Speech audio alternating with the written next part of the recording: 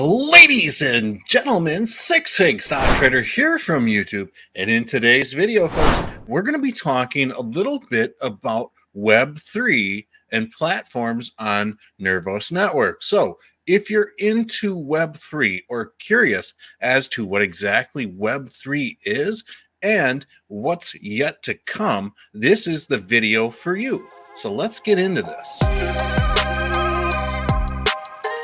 So welcome back to the channel, everyone. I hope everyone is having a great day wherever you guys are at in the world. So with that said, today we are going to be talking about .bit, which was formerly known as DOS on Nervos Network.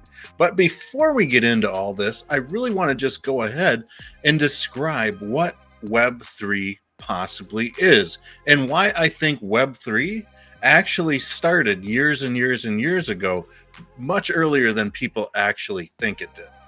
So Web3 is not some sort of rollout platform like some sort of software package or something like that. Windows 97, Windows 98. It is not that. Web3 is the slow progression of whatever it is that it becomes. I don't think that there is a clear definition for what exactly Web3 will become, but I do think that it will highly be a decentralized place in the internet ecosystem.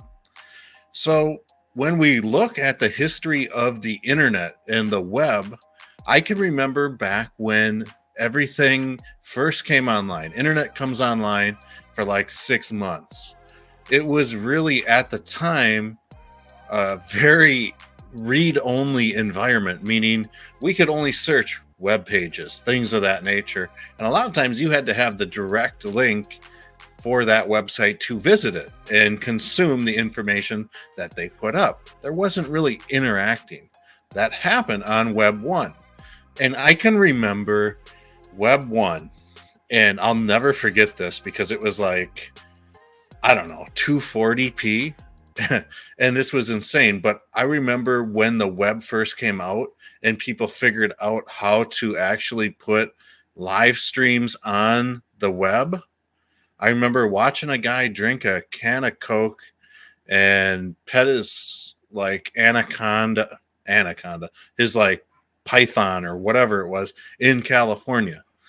And it was just insane. Like at that time, we're talking early 90s, mid 90s, it was unheard of. So Web 2 comes along, and this is what we are used to right now. Web 2 has been around since, late 90s, somewhere in there. But I do think that Web 3 started with Bitcoin in some respects, and we'll get into that in just a second. But when we start to think of Web 2, what is Web 2? Well, Web 2 is basically now we go from this read-only vision of the internet, and this evolution called Web 2 happens. And that's when we get to interact with websites. That's when we get to create accounts, consume videos, upload videos, whatever it is today. That is kind of what Web 2 evolved into. Unfortunately, there was some dark side stuff that kind of happened.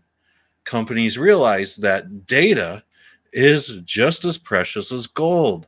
And now when this happens, folks, it opens up the Pandora's box for ethics. And I'm talking about the sale of people's information, things like that. The distribution of people's information, not at their own will. So that has kind of really become a problem, and all sorts of other stuff like censorship, you name it, the current issues that we are facing today. And so Web3, like I said, I think Web3 started somewhere with Bitcoin or around that time frame, because there was this need for decentralized currency back then. That's where Bitcoin came in, right? I think you could maybe argue that the dark web is some sort of, I call it the dark web, is some sort of quasi hybrid, almost Web3, but at the end of the day, dark web stuff can still be shut down. It can be seized by governments. It can be unplugged. Now, if we have Web3, hopefully it will not be able to be unplugged. So, Web3 at this time, I think it is going to be a rather decentralized, more private, more in control of your information type of environment.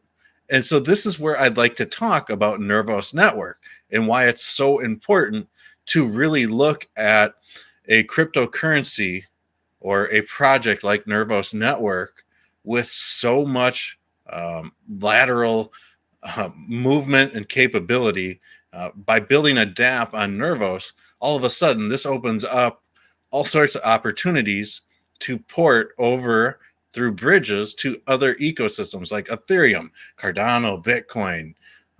You guys name your favorite crypto, and eventually Nervos will have a bridge to it. So with that said, there is an early need right now because Web3 is here. It's just being built. I mean, we are at ground zero for Web3. Wherever the developers of the world take us is what it's going to become. I don't think anybody can, on paper or anywhere else for that matter, say exactly what Web3 is going to be. It's impossible. We don't know. But decentralized identities and profiles that we can control are going to be a huge part of Web3, because now all of a sudden we can use this decentralized identity to conduct business on the internet, and only the information that we allow to be shared can be harvested or used. So this is huge, and it really puts companies like Facebook, Instagram, we can talk about Twitter banning people, we can talk about Discord, we can talk about all these other communities where all this censorship and all this stuff is happening. And what is nice about the decentralized realm is that you can't really shut it down, right? You can't really unplug the internet from this stuff. So we're going to look at .bit, and I'm going to highlight this in this video because I think this is the forefront project on Nervos Network when it comes to Web3, at least decentralized identity. So we are going to switch over. Bear with me. And so what we can see here, folks, is that this .bit was formerly known as DAS, Decentralized Account Systems, and they have rebranded to .bit. And we can see that currently there are about 67,000 accounts registered, 28,000 users. I mean, there's tons of stuff. This is spread out over 129 countries.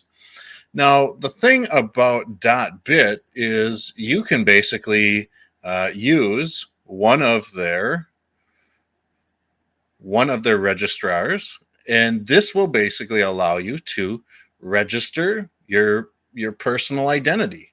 I have my own, sixfigstocktrader.bit. Now, when .bit first launched, and this is months and months ago, community members gifted me all sorts of these wonderful .bit accounts. I'm super thankful to them.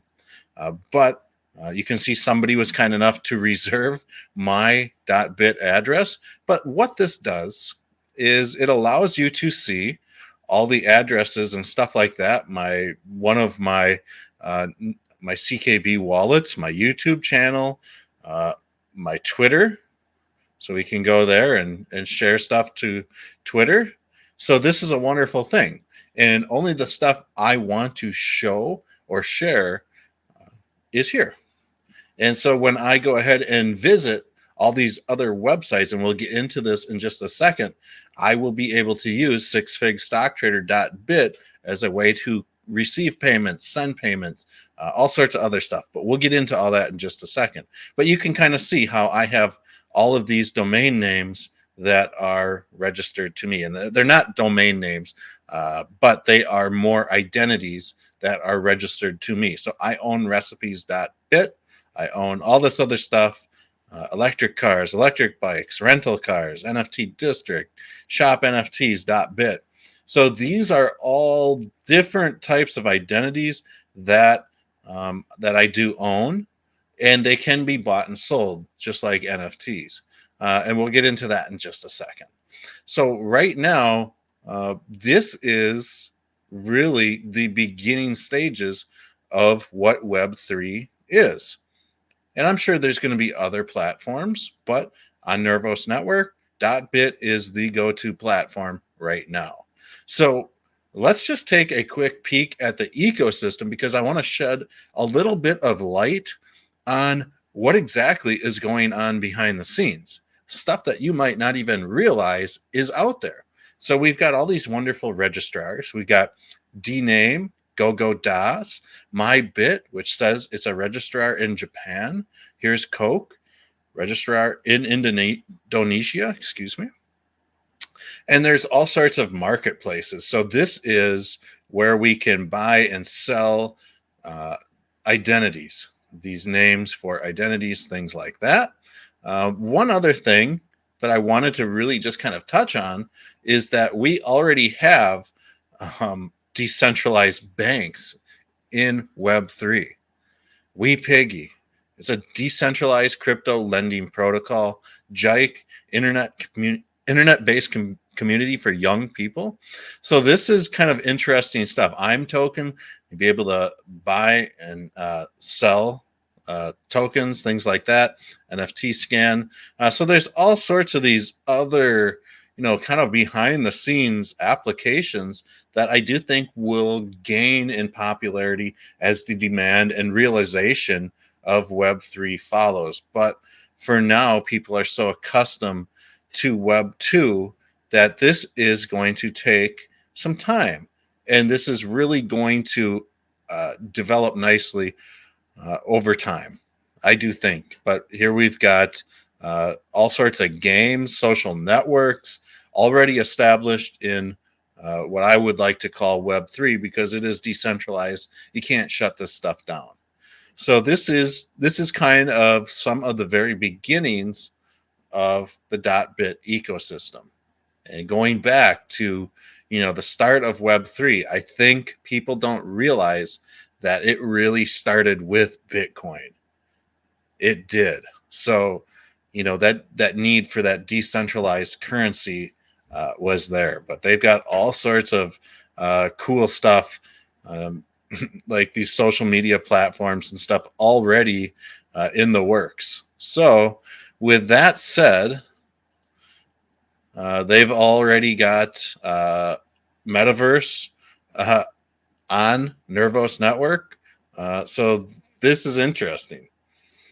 So it's a cross-chain game. I haven't really dove into it much yet, but I might soon. So we've also got WePiggy. So this is a decentralized crypto lending platform. So this is pretty cool stuff. And I think that a lot of people just don't realize what exactly is out there quite yet. It's kind of like, behind the scenes stuff. Like I said, as this stuff gains in popularity, I think it's going to be more and more accepted and used.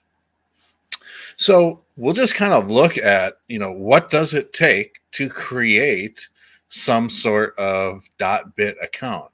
Well, let's just go ahead and type in like 6 fig stock trader trading. We'll just type it in because I know that it's probably available.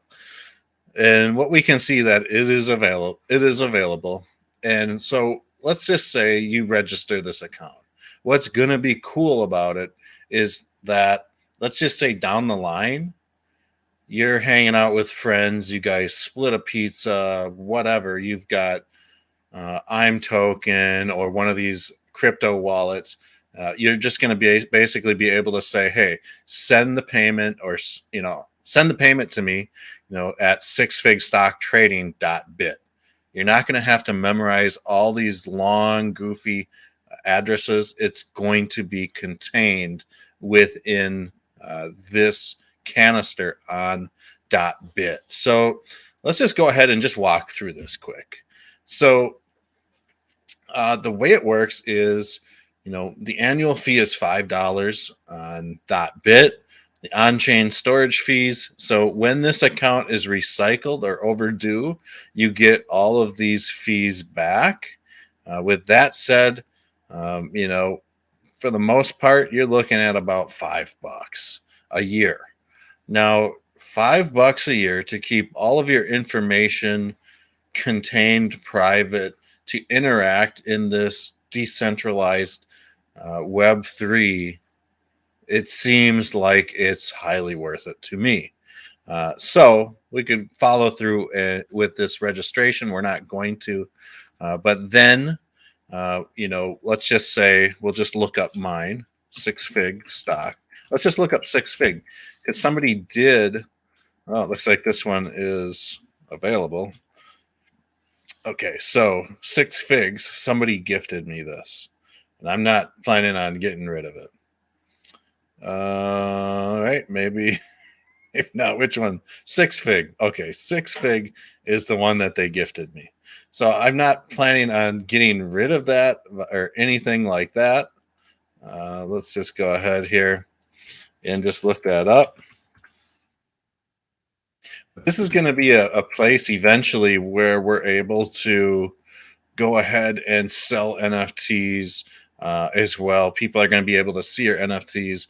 Whatever you want to share, people are going to be able to see. So this is kind of what I'm excited about with .bit in DOS. .bit is, the new name for DAS, which was launched on Nervous Network long ago.